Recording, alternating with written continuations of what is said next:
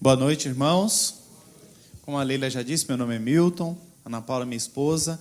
É bacana que a gente vê bastante rostos diferentes aqui na igreja. Eu gosto de vir aqui e as pessoas não me reconhecerem, né? Então, quer dizer que as pessoas não sabem, são pessoas novas que não sabem, né? Que nós somos lá da congregação do Jardim Batista e trazemos aqui um abraço daquela igreja, daquela congregação. O Senhor tem derramado a sua graça ali naquele meio. Temos visto milagres acontecendo ali, coisas maravilhosas. E é uma honra poder estar lá e poder hoje estar aqui. Eu acho que é bem apropriado no Dia das Mães eu estar na Igreja Mãe, né? E a Igreja Mãe estar lá na congregação, representado pelo pastor Jairo. E eu não vou falar hoje sobre o tema da pregação, não é Dia das Mães, mas eu queria fazer uns comentários aqui sobre o Dia das Mães, né? São 3 pontos que eu gosto de falar quando vem essas datas, porque eu não sei, assim, algumas pessoas são meio chatas quando chega nessas datas, assim, não fala muito, parece que na igreja não pode falar do Dia das Mães, né? Nem Natal, tem gente que não gosta do Natal, Dia das Mães, Dia dos Pais, e assim, uma das justificativas que as pessoas não gostam de falar dessa data, porque diz que o Dia da Mãe é todo dia, né? A mãe é todo dia. É óbvio que a mãe é todo dia, graças a Deus que a mãe é todo dia, né? Ela foi desde o dia que a gente nasceu até o dia que a gente morrer, ela vai ser a mãe que a gente tem. Mas isso não impede de, num dia, a gente homenagear, né? Isso não impede nada. Deus é um Deus de festa, Deus de alegria. Um dia você fala assim, não, hoje eu quero fazer uma homenagem especial, um abraço especial. No nosso aniversário, por exemplo, todo dia a gente vive, mas no dia do nosso aniversário a gente quer um negócio diferente, né? Quer que fala pelo menos um parabéns, dá um abraço, porque não pode também isso no Dia das Mães. Eu acho bacana, acho que a gente, como cristão, não vejo problema nenhum a gente lembrar e celebrar, mas aí diz a segunda objeção, né? Mas é uma data comercial. Eu queria saber se tem um vendedor aqui? Tem algum vendedor? Vendedor, né? Vendedor é uma bênção. Vendedor, ele vende toda hora. E todo dia é uma data comercial para um vendedor. Certa vez eu estava num ônibus, o ônibus é o Terminal Pinheiros, e é Jardim Ângela. Terminal Pinheiros, Jardim Ângela, essa é a linha. Sai lá do Largo da Batata. Eu não sei quem já pegou esse ônibus aqui. Mas eu nunca vi um ônibus tão lotado igual aquele ônibus, é muito cheio. E aí um dia... ele é articulado, e eu estava na sanfona. Então, um ônibus lotado, e eu lá na sanfona. E ele pega a Marginal Pinheiros. E o motorista, quando ele entra ali na Marginal Pinheiros, ele taca-lhe pau no ônibus, ele corre. E cheio, e você não consegue segurar direito, porque não adianta se segurar na sanfona, né? Já percebeu isso? Não adianta você se segurar quando você está na sanfona, porque o local onde você está segurando se movimenta. Então, cai todo... Então, estava aquela situação ali na Marginal, de repente uma mulher começa com o seguinte assunto. Já pensou se essa sanfona rasga? Foi a conversa, né? Pensou se essa sanfona aqui rasga? E aí todo mundo imaginou a cena, né? E ela, a gente ia cair aqui, né? Não tem jeito. E todo mundo se viu rolando. Eu me vi caído lá na Marginal. Ia ser aquela coisa. Aí ela...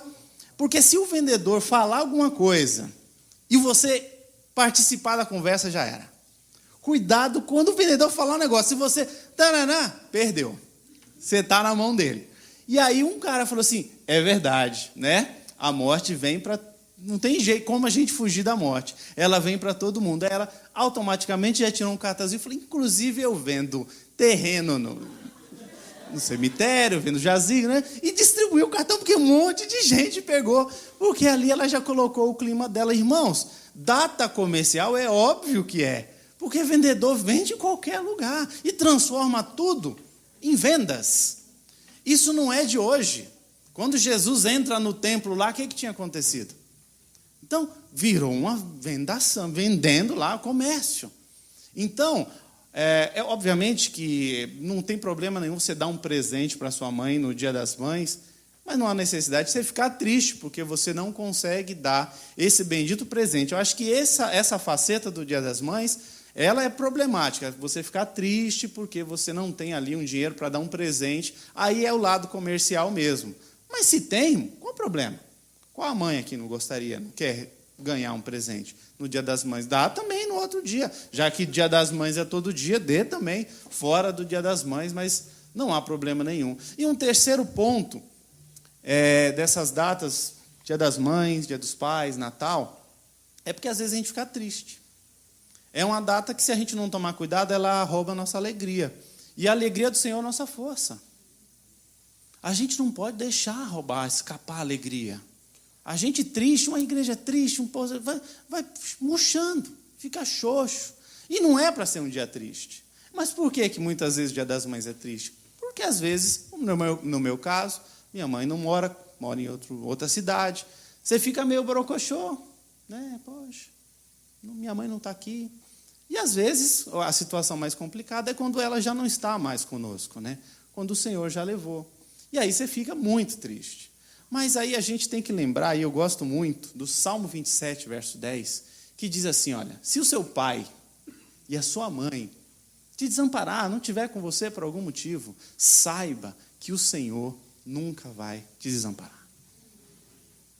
E essa tem que ser o nosso versículo que a gente usa naqueles momentos mais apertados, né? Que você se sente ali sozinho.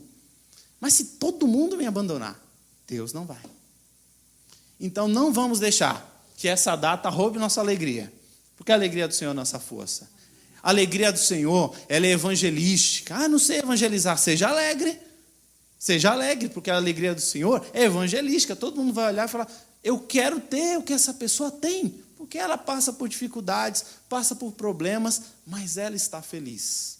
Então, não vamos permitir que os ladrões de alegria entrem nessas datas especiais. São datas alegres, vamos lembrar de quem é a nossa mãe, do que ela fez, o que ela foi na nossa vida, e que seja uma data de alegria e felicidade. Amém? Irmãos, o pastor Jair me adiantou que no domingo passado ele falou um pouco sobre Moisés e os momentos e os tempos da vida de Moisés. Moisés está meio em alta agora, né? A popularidade de Moisés está boa agora, porque está tendo novela. Outro dia eu li uma reportagem que a que faz a Joquebed lá, diz que nunca leu a Bíblia, e ela está lá interpretando Joquebed, né? Então essas novelas aí, para quem não conhece a história, elas até dão uma alinhada para quem não sabe nada da história. Eu digo que se a Record cumprisse a Bíblia em tudo, como ela cumpre, na hora de fazer uma minissérie, ela seria uma emissora de TV bem diferente, né? Porque assim, ela tenta, mais ou menos, estar dentro ali do que... Ela inventa as coisas, né, que não está na Bíblia, mas geralmente não tem nenhuma grande heresia, não. E Moisés está em alta, eu quero falar um pouquinho sobre o que aconteceu com Moisés. Essa pregação também eu estou usando alguns temas de um livro que chama Experimente uma Explosão de Fé, de Beth Moore. Então eu vou usar alguns... a base dessa pregação também está nesse livro. E para contextualizar o momento da vida de Moisés, eu vou falar aqui hoje daquele momento que ele fugiu lá do Egito por ter assassinado um soldado, e ele ficou com medo do que ia acontecer com ele lá no Egito. Ele fugiu, foi para o deserto.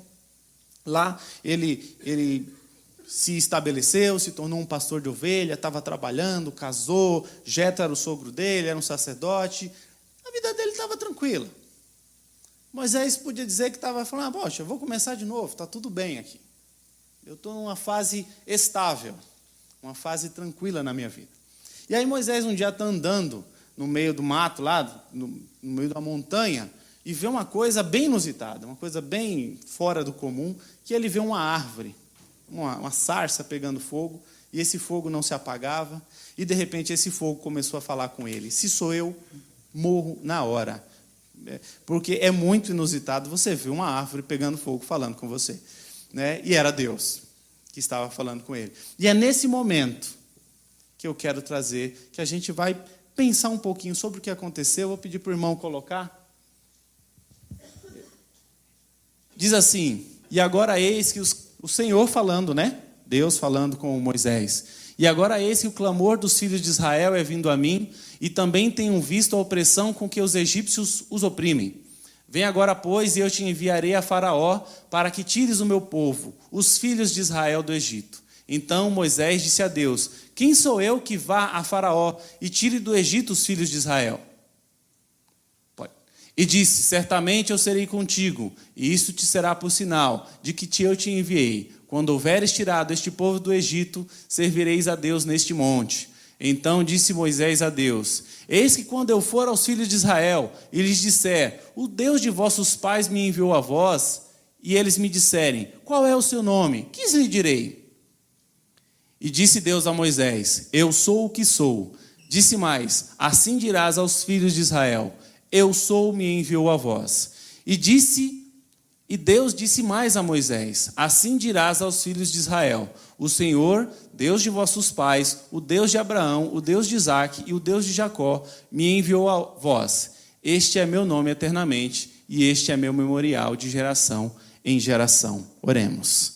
Senhor meu Deus, nesse momento eu entrego a minha vida nas tuas mãos, que o Senhor possa usar meus lábios, possa falar através da minha vida. Eu nem teria nada para falar de mim mesmo, mas que o Senhor possa usar a minha vida agora neste momento e que eu possa trazer aquilo que o Senhor quer falar a este povo. Certamente, quem está aqui hoje, o Senhor escolheu previamente. Então, abençoe, que todos possamos abrir a nossa mente e o nosso coração para entender o que a Tua palavra quer nos dizer esta noite. Em nome de Jesus. Amém. Irmãos, entender o Deus que a gente serve é ponto central da nossa fé. Se a gente não souber qual é o Deus que a gente está servindo, a gente está vivendo uma ilusão. É uma fé não racional. Eu tive um amigo, um grande amigo, que quando eu era novinho, eu me converti com 12 anos, inclusive ele também tinha 12 anos, e ele que me evangelizou. Ele que me levou para a igreja. Eu lembro que desde quando minha avó, minha mãe sempre foram cristãs, eu ia para a igreja desde muito pequenininho. E uma vez eu estava na sala e eu não sabia ler ainda. E ele me prestou a revista assim e falou assim: olha, toma aqui, me compartilhou da revista. Eu falei: mas eu não sei ler. Aí ele quis me ensinar a ler no meio da aula. Eu falei: ah, não, ler é super fácil. Aí começou a querer me ensinar para que eu pudesse ler. Era um grande amigo. Também era filho de cristão, filho de lar cristão. E um dado momento da vida que foi acontecendo, esse cara saiu da igreja e pouco tempo depois ele começou a dizer que ele era ateu. Como é que pode? Como é que pode o cara que me levou para a igreja, o cara que foi me visitar, o cara que me acolheu, ele de repente está dizendo que ele é ateu? Ele sai da igreja e diz que Deus não existe. É fato que talvez muitas pessoas não falem que é ateu, mas talvez estejam dentro de uma igreja sem fazer a menor ideia do Deus que eles estão servindo. Por algum motivo, eles estão na igreja, muitos se batizam, mas será que sabe mesmo o tamanho do Deus que serve? Porque Deus, ele é uma figura, por exemplo, existe o Deus cultural. A maioria das pessoas crê em Deus. Você pega uma nota, está dizendo, Deus seja louvado, um dinheiro, uma cédula, está lá, Deus seja louvado. Deus é um ser cultural, as pessoas aceitam, dizem, todo mundo é filho de Deus, tem muita música, né? Moro num país tropical abençoado por Deus.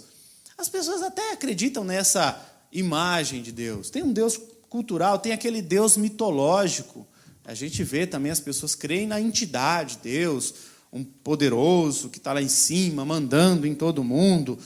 Outros acreditam num Deus distante e até mesmo um Deus tirano, um Deus punidor. Deus castiga. Estava lendo um livro uma vez que contava de um menininho que estava assistindo o filme da Paixão de Cristo sozinho.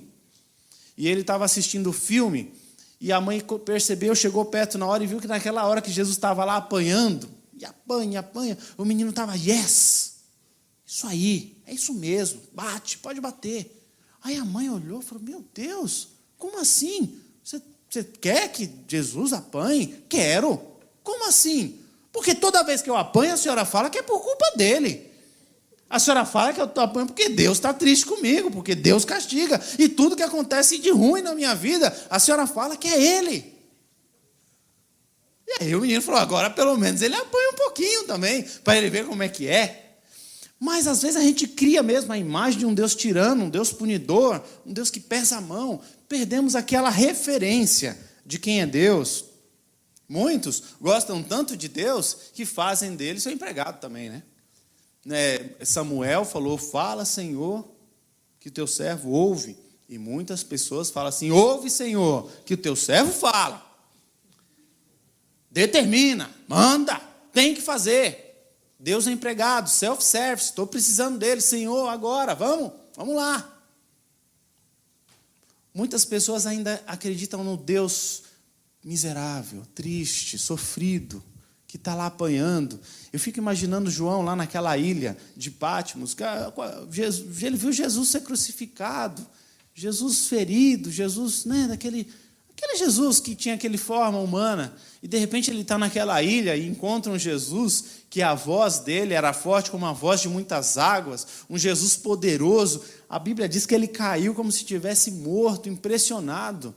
A visão que ele tinha de Jesus era totalmente diferente agora. É um Jesus poderoso. Moisés está se vendo agora numa situação meio complicada. Moisés não tinha noção de quem era Deus. Ele não sabia, apesar de ser um hebreu, quem era Deus? Ele viveu no Egito, ele não entendia nada daquilo. E aí, ele pergunta, mas quando eu for livrar o povo da mão do Egito, quando eu chegar lá, eu vou falar o quê? Quem foi que me enviou? E aí, Deus dá uma resposta e diz assim, olha, fala para eles que meu nome é Eu Sou. E eu nunca entendi isso.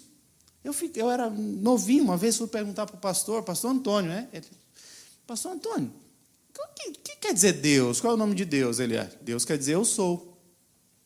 E aí, o que isso quer dizer? Isso é nome? Eu sou? Nome de Deus, Eu Sou. Não entendia. Eu tive dificuldade muito tempo, porque o conceito, para mim isso não é nome. Nome é nome, fala um nome aí. Jesus é um nome. Eu sou? Isso eu não compreendi direito. Mas com o tempo eu fui entendendo o que queria dizer o Eu Sou.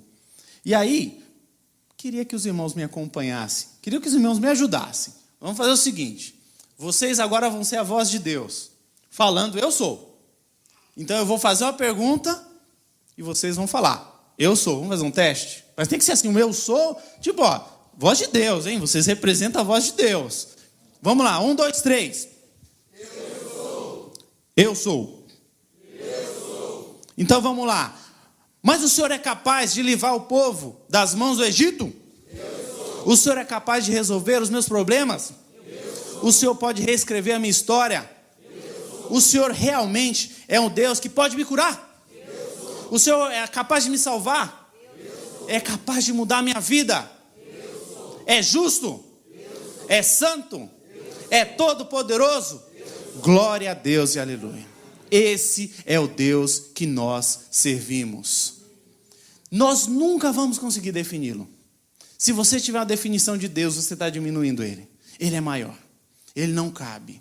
Se você falar, Deus é isso, pronto, você já diminuiu o tamanho dele. Deus habita no mistério.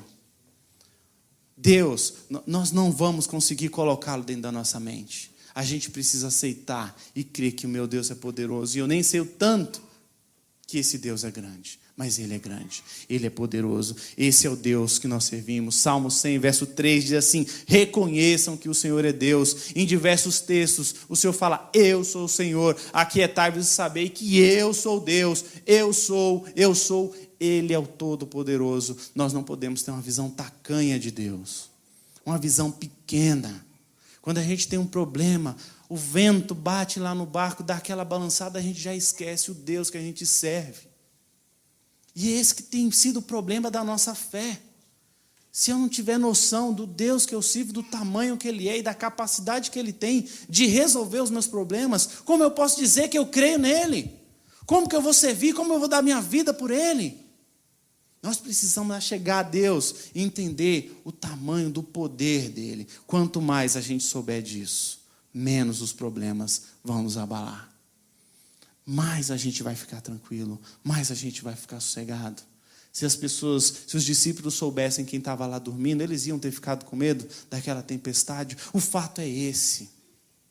O fato é esse. Deus falou assim, Moisés, eu sou. Eu sou o que você precisa, eu sou o suficiente. Eu vou tirar esse povo do Egito. E eu vou tirar através de você. Eu vou usar a sua vida. Eu sou capaz. Moisés não botava muita fé nisso. Claro que não. E Deus foi extremamente paciente com Moisés. Inclusive, irmãos, eu fico pensando por que teve aquela história toda das pragas e vai e volta, sendo que Deus tinha poder para tirar o povo dele na hora. Eu não tenho dúvida nenhuma. Se Deus quisesse tirar naquele momento, Ele teria tirado o povo dele do Egito. Por que teve aquele processo todo? Eu não posso definir aqui. Quem sou eu para definir o que está no pensamento de Deus? Mas eu só reparo uma coisa. Quando Moisés entrou nessa empreitada, ele estava morrendo de medo. Ele não achava que ele era capaz. Deus, inclusive, teve que colocar uma pessoa lá, teve que colocar Arão do lado dele para falar. No final, quando você vai acompanhando a história, esse cara que tinha medo de tudo e de todos, começou a entrar lá no palácio do faraó, começou a olhar nos olhos do faraó e começou a falar assim: deixa o povo de Deus sair. Eu creio piamente que um dos motivos que Deus fez com que aquele processo foi para transformar o coração de Moisés, para ele entender: agora você vai saber qual é o Deus que você serve. Porque se Moisés não tivesse esta ideia, ele não ia conseguir estar com o povo lá no deserto. Por que será que tem toda aquela história de Jonas querer ir para Nínive? Jonas quer ir para Nínive, não vai. É jogado no mar, é engolido por um peixe. O peixe vai lá, vomita ele lá na margem de Nínive. Jonas vai, prega o evangelho para aquelas pessoas, fala de salvação para aquelas pessoas, aquele povo se converte. E o livro de Jonas, ele termina com um ponto de interrogação, fica uma coisa assim: por quê? Porque anos depois Nínive foi destruída, acabou. Nínive não continuou como cidade. Por que tudo isso? Eu ficava questionando isso, eu sou meio questionador. Por que teve toda essa história aqui com Jonas? Por que Deus quis tanto que ele fosse lá, pregar o evangelho para aquele povo, que logo depois eles iam se desviar, tudo de novo, ia acabar tudo?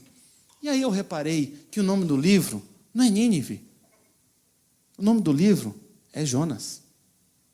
Era com Jonas que Deus queria falar. Era com Jonas que ele queria tratar. Era o coração de Jonas que ele queria tratar. Deus quer tratar com o teu coração. E quer ter um papo reto e direto com você. Cara, se você não souber quem eu sou, vai ser difícil você continuar. Jonas descobriu quem era o Deus que ele servia. Moisés descobriu quem era o Deus que ele servia. Mas no verso 11, Moisés vai fazer uma pergunta fundamental. No verso 11, lá de Êxodo capítulo 3. Moisés vai dizer assim: mas Senhor, quem sou eu? Quem sou eu para tirar o teu povo do Egito? Aí eu queria pedir uma ajuda. Eu sou meio desastrado, eu queria que alguém pudesse me ajudar. Só pegar aquele flip chart aqui, por favor. Alguém pode? Senão eu vou derrubar, vai cair. Nós vamos fazer aqui o seguinte, irmãos. Também vou precisar que os irmãos me ajudem. Moisés fez uma pergunta muito interessante. Quem ele é? Alguém aqui já participou de processo seletivo, entrevista? É terrível, né? Ele sempre tem essa pergunta. Fala de você, né? Aquela coisa, a gente não sabe se fala bem, se fala mal. Fala uma qualidade, eu sou perfeccionista. Um defeito, eu sou muito perfeccionista. Aquela coisa toda, né? A gente sabe, manjado. Então, a gente não sabe o que falar. Já percebeu? Você está fazendo a entrevista, você fala assim: olha, eu sou formado em administração, sou formado em direito, comunicação, fiz pós disso. O entrevistador está com o seu currículo lá. Não fala nada. Ele, mas fala mais, o que você gosta de fazer nas horas vagas? Gosto de jogar bola. Aí ele escreve alguma coisa no currículo. Já percebeu isso? Você fala: o que esse homem está escrevendo de mim aí, né? Que a gente nunca sabe o que o entrevistador, o que a gente falou, aí a gente fala alguma coisa e ele anota. Então nós vamos fazer o seguinte, nós vamos fazer aqui a entrevista de Moisés. Moisés está ali, está passando por um processo seletivo. Está ele e Deus ali conversando, e eles estão discutindo se ele seria capaz ou não da missão de tirar o povo do Egito. E aí, quem sou eu? Boa pergunta, né? Aí os irmãos vão me ajudar aqui. Nós vamos falar aqui daquele momento, só até aquele momento. Não vamos falar o que aconteceu depois. Mas quem era Moisés aqui até aquele momento? Vamos falar algumas características dele nessa entrevista que ele está tendo? Alguém pode falar uma característica de Moisés até aquele momento? Quem era Moisés? Opa, boa, né? Porque a primeira coisa que a empresa pede é um antecedente criminal. Você sabe que não tem nada, mas dá uma atenção, né? Quando você pede um antecedente criminal, não tem nada. Que mais? Quem era Moisés? Formado. Opa, formado. A faculdade do Egito, né? Mas era formado. Aprendeu coisa boa, coisa ruim. Que mais? Ele era hebreu, né? Aquele negócio meio esquisito. Dizem que o japonês que nasce no Brasil e vai para o Japão tem essa dificuldade, porque ele não é aceito como japonês e ele também não é brasileiro, né? Porque ele está no Japão. Então, Moisés passava por um conflito assim. Ele era egípcio, mas era hebreu. Então, ele era meio a meio, né? Um egípcio hebreu. Egípcio, meio hebreu. Casado, né? Casado. É verdade, especialista em desertologia, verdade. Deserto, ovelha. Que mais? Vocês estão bonzinhos, viu? Hã? Neto do faraó. Isso. Então era família real, né? O cara. Ele era um cara meio. O temperamento de Moisés era bacana? É assim, é essa palavra, assim. Ele era um assassino. Essa é a palavra. É meio forte, né? Mas não tem outra palavra para o cara. Moisés, além de ser ele é um fugitivo, porque ele era um assassino. Vou fazer aqui. Ele era um assassino. E ele era meio esquentado. Ele era meio temperamental. Ele era meio um jeitão assim, meio, né? Oi? Meio bipolar. Gostei. Esse termo é moderno. Bipolar. Que mais? Gago. O cara era gago. Gago. Complicado, né, irmãos? Agora, assim, é muito fácil a gente fazer isso dos outros. Não é? A gente fazer, traçar esse diagnóstico, achar defeito, achar, assim, as qualificações, apesar dele ser formado ele é formado no Egito, tem especialização em deserto, era bilíngue, né, meio egípcio, meio hebreu, mas ele era complicado, porque o fato dele ser egípcio lá na terra dele não valia muita coisa, pelo contrário, né? Pelo contrário, é complicado, ele é fugitivo deles lá. Por que ele é fugitivo? Imagina, só matou um cara. O cara é assassino, esquentado, gostava de resolver tudo de qualquer jeito, totalmente desqualificado para a vaga. Totalmente. O que é isso, meu rapaz? Você não serve. Então, nós temos facilidade de fazer isso das pessoas, fazer essas análises, de até desqualificar. Imagina, ele não serve, mano. Não, ele tem esse defeito, o cara é assassino, fugitivo. José era ex-presidiário, né? Como é que vai virar governador? Já pensou uma campanha política do cara para governador e ele é ex-presidiário? Né? Por quê? Porque ele tentou abusar de uma mulher, foi preso, ele é ex-presidiário. E o cara se candidatasse a governador, não passa. Porque a gente gosta de classificar as pessoas entre apto e não apto. E a gente usa esses critérios. Agora, o mais duro é que era Moisés que falava isso para ele mesmo. E esse é pesado. O problema todo não é só o que as pessoas falam de você, é o que você pensa de você mesmo. Porque o que você pensa de você mesmo não tem como você fugir. Você olha no espelho, está lá, te olhando aquela pessoa. E às vezes você não gosta do que você olha. E às vezes é você que coloca na cabeça que não é qualificado. A gente tem esse problema. A pergunta é: quem somos nós? Se eu tenho que saber quem é Deus e eu chego à conclusão, não, Deus é maravilhoso, poderoso, nós falamos aqui, eu sou capaz, eu posso resolver esse problema, mas o problema não é Deus, o problema sou eu que não presto. Deus é muito bom e a gente vê muitas pessoas assim. Você vai apresentar o Evangelho, ela é muito receptiva ao Evangelho. Ela aceita, ela crê, Jesus é maravilhoso, poderoso, a igreja é linda, mas sou eu que não me enquadro lá. Quando a gente também está naquela fase da igreja, onde a gente está pensando nos cargos para o próximo ano, aquela comissão, e aí vem alguém e pergunta: olha, irmão, não quer servir em tal área? Ah, não, eu não sirvo. Não, eu não. Para mim não dá. E por mais que pareça que essa pessoa é preguiçosa, ela não quer fazer nada na igreja, só quer ficar sentada no banco, o fato é que ela até queria fazer, ela fica louca para fazer, mas ela olha para ela mesma e faz esse diagnóstico e fala assim: mas eu não sou capacitado, eu não posso fazer, eu não presto, eu sou um pecador miserável. Eu pequei ontem, pequei hoje, acabei de pecar. Como é que eu vou fazer alguma coisa para Deus? Pois é. 1 João, capítulo 3. 1 João, capítulo 3, primeiro versículo, diz assim: Vede que grande amor nos tem concedido ao Pai, a ponto de sermos chamados filhos de Deus. E, de fato, somos filhos de Deus. Por essa razão, o mundo não nos conhece, porquanto não conheceu a Ele mesmo. Sabe o que Deus faz? O que Deus, quando olha, e aqui está escrito Moisés, e pode estar seu nome, se julgando, se desqualificando, dizendo eu não posso. Sabe o que Deus faz com essa lista? Ele olha, e deve ter olhado para Moisés, e falou assim: Moisés, sabe o que você é? Você é filho, meu filho. Isso aqui, para Deus, não importa. Para Deus, se você confessa o seu pecado, Ele é fiel e justo para amassar e perdoar o seu pecado e te purificar de toda injustiça.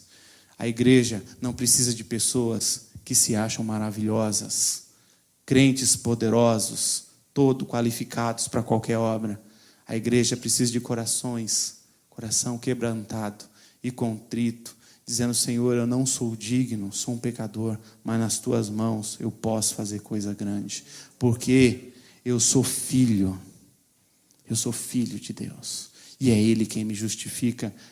Queria que o irmão colocasse o texto de Efésios, completando, né? Deus, 3 pontos que a gente precisa entender da fé. O primeiro deles, pode voltar um texto, irmãos? Irmão, volta mais um, volta. Deus é quem Ele diz que é.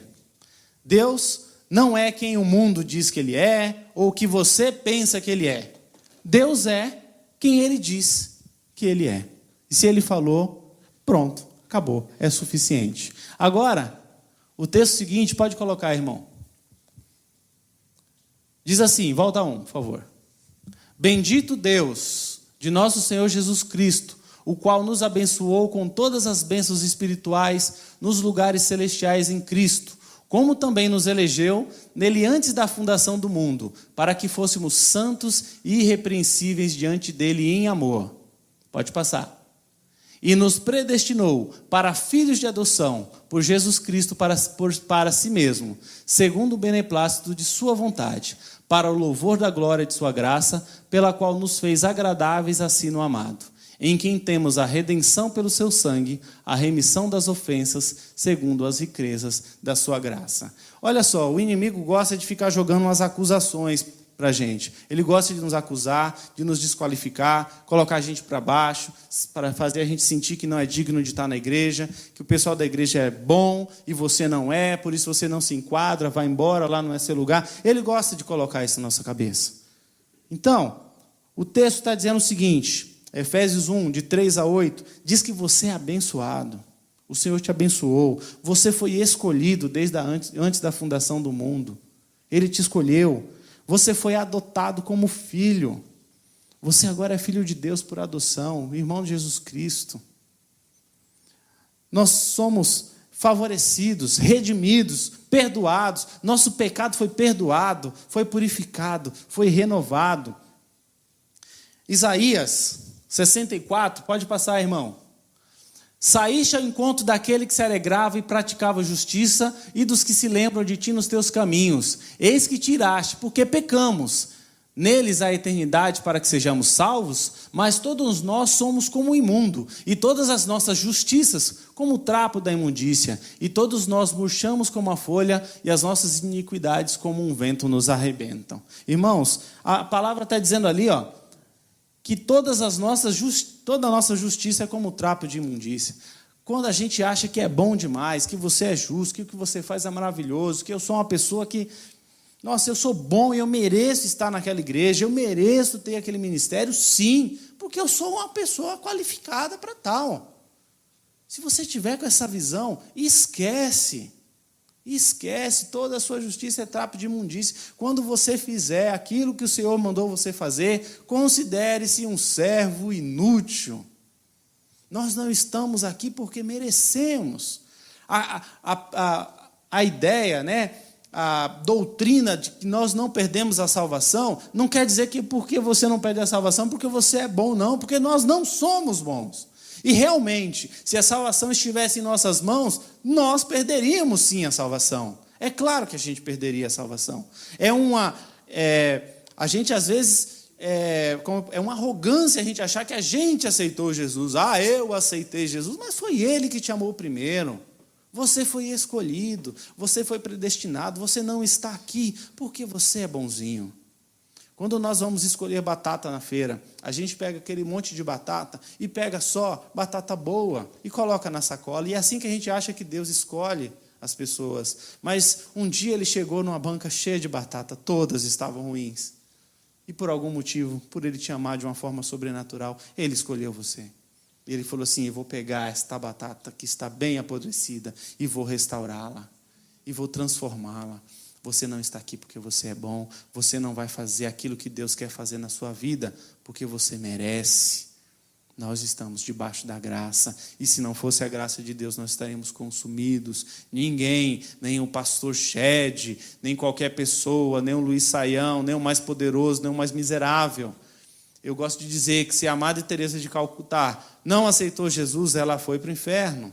E ela era uma mulher maravilhosa, mas se ela não aceitou Jesus, ela foi para o inferno. Mas, por outro lado, se o Hitler, lá nas últimas horas de vida dele, algum dia ele ouviu do Evangelho e aceitou Jesus nas últimas horas da vida dele, ele vai para o céu. Mas isso é loucura, mas essa é a mensagem. Está disponível para todos. Então, quando você olhar para o seu pecado, e Davi fala no Salmo 51 assim: olha, o meu pecado está diante de mim, ele tinha nojo, desesperado. Confesse o seu pecado, porque o Senhor é fiel e justo para te purificar de todo pecado, de toda injustiça. Não deixe que as acusações do inimigo tirem você dos caminhos do Senhor. Faça com que você se sinta uma pessoa entristecida, se sinta que você não faz parte dessa família. Aqui é um lugar de pecadores. Aqui é uma casa de pessoas que pecam todo dia, mas têm ciência disso e buscam desesperadamente a redenção e a restauração. Essa é a nossa posição. E se você talvez está se sentindo indigno, sujo, miserável, bom, você está no bom caminho, você está no caminho correto, mas entrega isso na mão do Senhor, porque naquela cruz do Calvário, Ele morreu pelo teu pecado. Ele morreu pelo seu pecado. Já está pago, Ele já pagou a sua conta. Você é quem Deus diz que você é. Não importa o que o mundo diz que você é. E não importa o que você mesmo diz que você é. O que importa é o que Deus diz a respeito de você. Quando ele chega para Pedro, ele pergunta assim, pergunta para todo mundo: olha, o que dizem de mim aí? O que eles falam que eu sou? E aí deram diversas respostas, né? Acham que o Senhor é Elias e tudo mais. E aí Jesus olha e fala assim: e vocês? O que vocês acham que eu sou? E aí Pedro fala assim: você é o Cristo, Filho do Deus vivo. Jesus elogia Pedro: nossa, Pedro, que legal, bacana. Sobre essa sua convicção.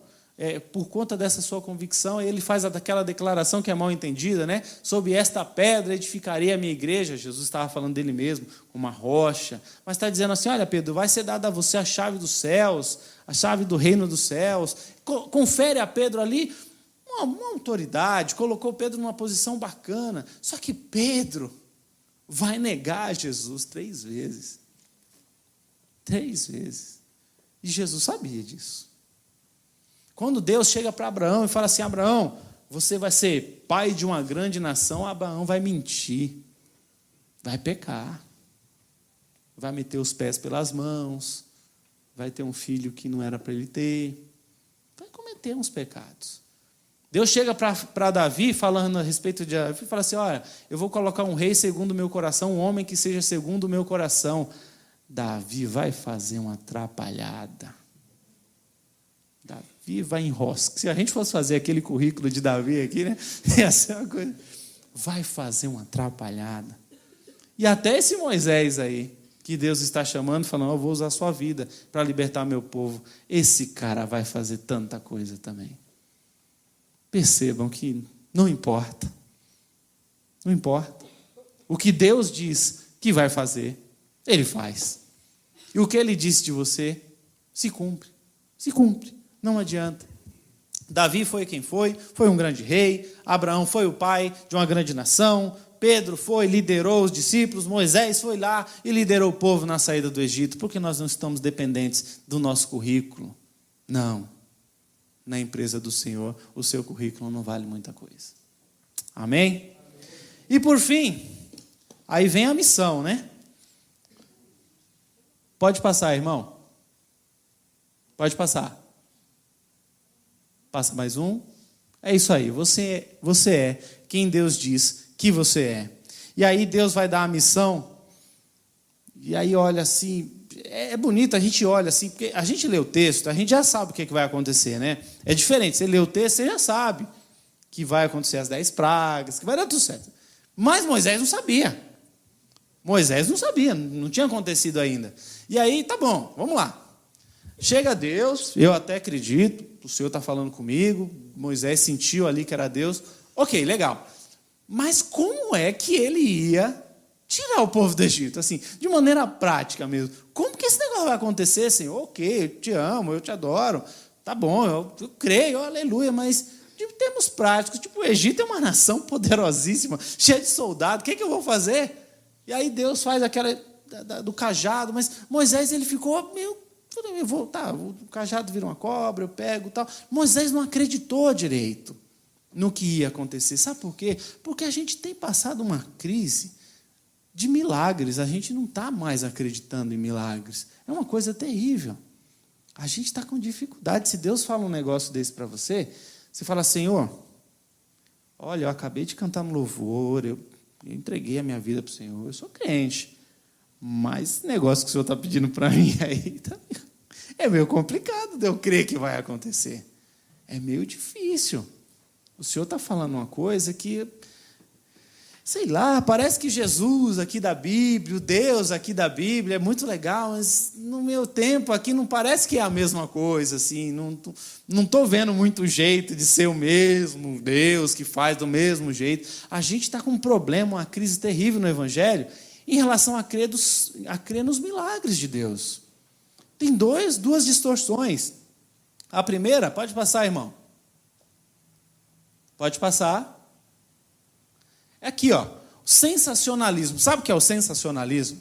Sensacionalismo é assim, pode tudo. Deus pode tudo. Amém, amém. Pode todas as coisas. E aí é um Deus sensacionalista. É um Deus que cura, é um Deus que dá emprego, dá dinheiro, que faz e acontece, faz milagres, que anda, levanta cadeira, levanta muleta. Aleluia, glória a Deus. E a gente vê aquelas igrejas lotadas de pessoas que querem milagre, que quer ver cura, que quer ver isso, que quer ver aquilo, mas não querem nada com Deus. Nada. Só querem milagre, só querem ter. É um modo de pensar centrado no homem, no que eu posso. Remove minha pedra, faz comigo, manda para mim, eu. Você pega essas letras, quantas vezes fala meu e eu. Eu, me faz, me dá, eu quero, eu. Essas pessoas creem em Deus, eles creem que Deus só faz milagre, e faz milagre para eles, e deve fazer, tem horário marcado, às 6, às 7, às 9, às 15, às 16, às 19. Vai ter, pode vir que vai acontecer. Espera aí, olha lá o que está dizendo ali, em Mateus 16, 4. E chegando-se os fariseus e os saduceus para o tentarem, pediram-lhe que lhes mostrasse algum sinal do céu. E no verso 4, uma geração má e adúltera pede um sinal, e nenhum sinal lhe será dado, senão o sinal do profeta Jonas. E deixando-os, retirou-se. É um termo forte, geração má e adúltera. As pessoas estão querendo um Deus self-service, um Deus que faça aquilo que eles querem na hora que eles querem. Agora, tem um outro lado, que é o próximo. Pode passar. É o sensacionalismo. É diferente de sensacionalismo, que Deus faz tudo, na hora e pode, aquela coisa, e tem que fazer milagre. O sensacionalismo, eu gostaria de abrir um parêntese aqui e dizer que nós, batistas, temos que tomar cuidado para não entrar neste grupo. O sensacionalista acredita que não tem também milagre, acabou. Cessou-se os milagres, não é assim. e corre o risco de não crer mais no poder de Deus, nos milagres do Senhor e no quão Ele é poderoso. Se nós tirarmos as maravilhas de Deus, Ele não será mais um Deus maravilhoso. Se eu parar de crer, vai ficar complicado.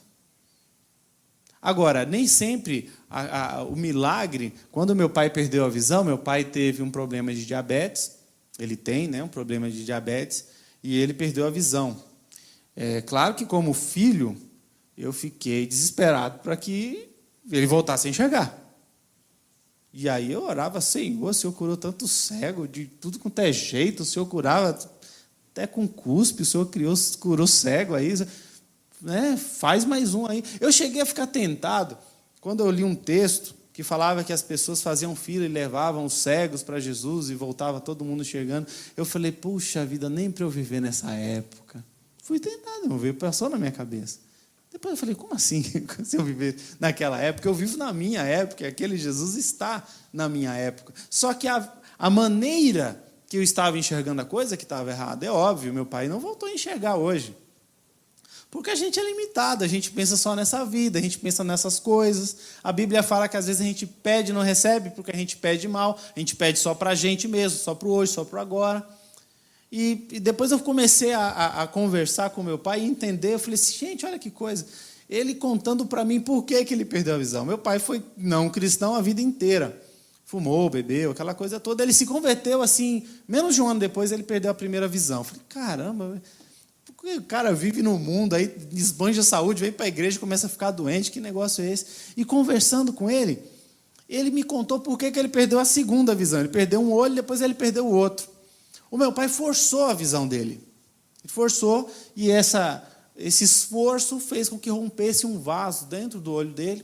Esse vaso atingiu a retina, e aí quando tem sangue na retina, a retina se desprende, é a retinopatia diabética, lógico, a diabetes ajuda isso, a retina se desprende e ele ficou cego. E aí ele contando: mas sabe que nos últimos tempos, eu gostava tanto de ler a Bíblia, que eu lia 10 a 12 capítulos por dia. E ele ficou lendo a Bíblia, ficou lendo, e aquela coisa toda, ele perdeu a visão. E aí eu falei assim: bom, agora vai ficar difícil, como é que vai ficar a cabeça dele, a mentalidade dele de ter perdido a visão, como é que faz? Nada, ele pediu, a Ana Paula deu para ele uma Bíblia em áudio. Ele já ouviu a Bíblia toda várias vezes, e ele não reclama em nada. Ele falou: imagina, Deus, se quiser devolver a visão, Ele devolve. Mas se não quiser, Ele também não precisa me obedecer. Até porque a diabetes quem implantou fui eu que comi, fui eu que bebi, fui eu que fumei a vida inteira. Eu não posso agora dizer que é Deus. Agora, se Ele tem poder para me curar, tem. Mas não tem obrigação nenhuma de fazer isso. E esse homem agora ouve tanto a Bíblia que outro dia foi um testemunho de Jeová lá e pegou assim, o ceguinho, né? Vou pegar esse ceguinho aqui. Saiu correndo, nunca mais voltou. Porque meu pai não enxerga nada, mas sabe a Bíblia de cor. Mandou Bíblia nele. Saiu correndo. E eu fiquei olhando isso e dei glória a Deus. Sabe por quê? Porque isso é um milagre. A gente fica pensando muito no material. O que importa meu pai enxergar se ele não tivesse nos caminhos do Senhor? Se não tivesse sede de ler a Bíblia, de estudar, não falta na igreja, vai a pé. Porque não tem condição, o ônibus lá no interior não tem ônibus, vai a pé, volta a pé. E eu fiquei olhando e falei assim: poxa, isso é um milagre. É a transformação de vidas. É uma vida transformada, é um ministério. E às vezes a gente está centrando o milagre naquele sinal espetaculoso. Pode acontecer também. Aconteceu com ele. Um ladrão deu um tiro na cabeça dele, mas a bala não saiu. Isso foi um milagre maravilhoso. Até a polícia, quando avaliou a arma, que pegaram a arma, falou que a arma estava em perfeitas condições e que era para a bala ter saído, porque ela foi deflagrada, mas não saiu. Isso é um milagre.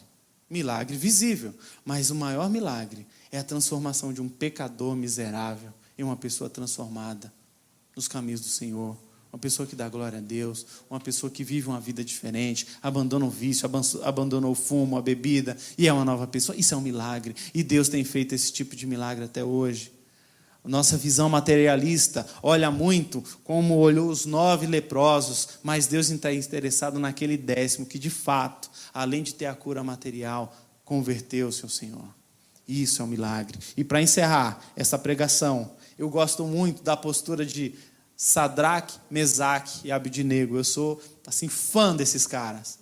Quando eles estão lá na frente de Nabucodonosor, eles estavam com medo, óbvio, são seres humanos, mas quando o Nabucodonosor fala assim, olha, eu vou dar mais uma chance para vocês se ajoelharem na frente do meu Deus, da minha estátua, na hora que tocarem as buzinas. Porque se vocês não fizerem isso, se vocês ficarem esperando esse Deus aí que vocês servem, eu vou jogar vocês dentro daquela fornalha e vou botar fogo em vocês. Naquela hora, aqueles caras falam assim, eu sei o Deus que eu sirvo. É isso que eu falo, irmãos.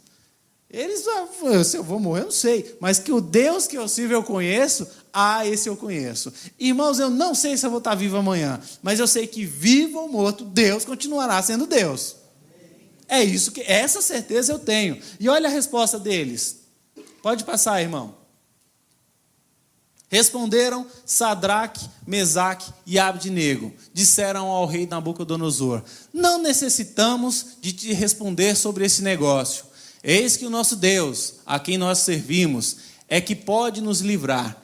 Ele nos livrará da fornalha do fogo. Desculpa, vou de novo. Não necessitamos de te responder sobre esse negócio. Eis que o nosso Deus, a quem nós servimos, é quem pode nos livrar. Ele nos livrará da fornalha de fogo. Ele... É que está faltando um versículo no meio ali. Vou pegar na fonte aqui. Está faltando um texto. Acho que na hora de colocar ali eu pulei. Daniel, capítulo 3.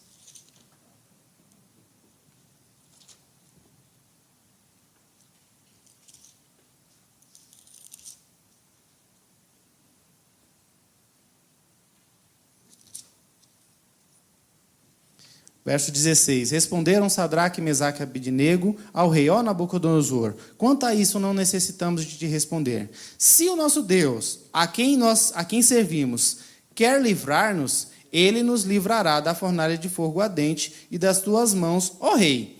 Se não, fica sabendo, ó rei, que não serviremos aos teus deuses, nem adoraremos a imagem de ouro que levantaste. Eles disseram simplesmente assim, olha, se ele quiser, ele nos livra. Se ele não quiser, ele também não nos livra. Mas o fato é que, livrando ou não, nós não nos renderemos a esta estátua. Isso simplesmente se chama soberania. Soberania de Deus. Quem manda é Deus. Poderoso para fazer milagre? Ele é. Faz, se quiser. Se for da vontade dele. É muito fácil falar isso aqui. É difícil falar quando a gente está passando pelo aperto. A gente quer que ele cumpra, mas precisamos aprender a nos render à vontade de Deus. E olha só, Êxodo, capítulo 12, verso 40 e 42, diz o seguinte, o tempo que os filhos de Israel habitaram no Egito foi de 430 anos. E aconteceu que, passados os 430 anos, naquele mesmo dia, todos os exércitos do Senhor saíram da terra do Egito. Esta noite se guardará o Senhor, porque nela os tirou da terra do Egito. Esta é a noite do Senhor, que devem guardar todos os filhos de Israel nas suas gerações. Deus é quem Ele diz que é. Você é quem Deus diz que você é. E Deus faz o que Ele disse que vai fazer. Que nós possamos crer nisso todos os dias da nossa vida. Esses 3 conceitos parecem simples, mas que a gente possa aplicar. Deus é Deus, eu sou filho dele, e se ele falou que vai fazer, ele vai fazer. Eu queria convidar o grupo de louvor agora, porque se a gente entender que a minha fé deve estar centrada em Deus e que Ele é o meu universo, e que Ele tem que ser o meu primeiro pensamento, e que se eu estiver ligado nele, nada e ninguém me segura, nada e ninguém me derruba. Se Ele quiser fazer, Ele faz. Se não, eu vou morrer também, não tem problema. Mas se nós entregarmos todos os dias na mão do Senhor a nossa vida completamente, Ele vai fazer milagres poderosos na sua vida, mesmo você sendo um pecador, como eu também sou. Amém. Que o Senhor nos abençoe.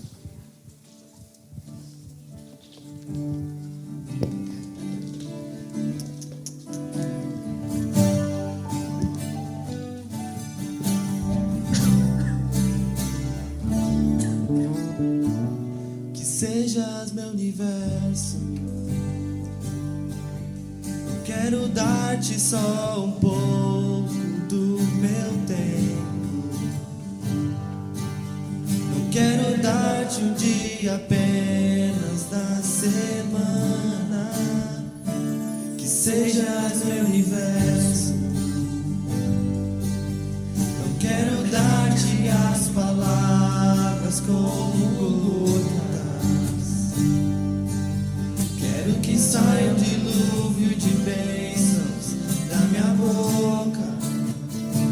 Que sejas meu universo. Que sejas tudo o que sinto e o que penso.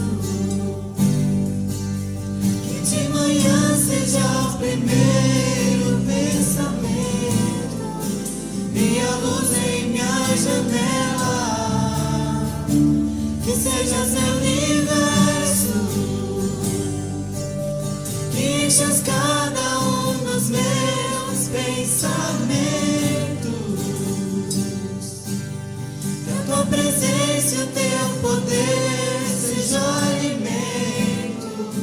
Jesus, este é o meu desejo. Que sejas meu universo.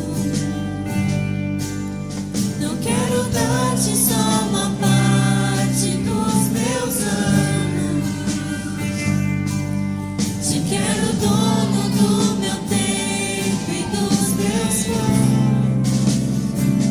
Sejas meu universo. Não quero a minha vontade, quero agradar-te. E cada sonho que há em mim, quero entregar-te. Que sejas meu universo. Que sejas tudo o que sinto e o que penso.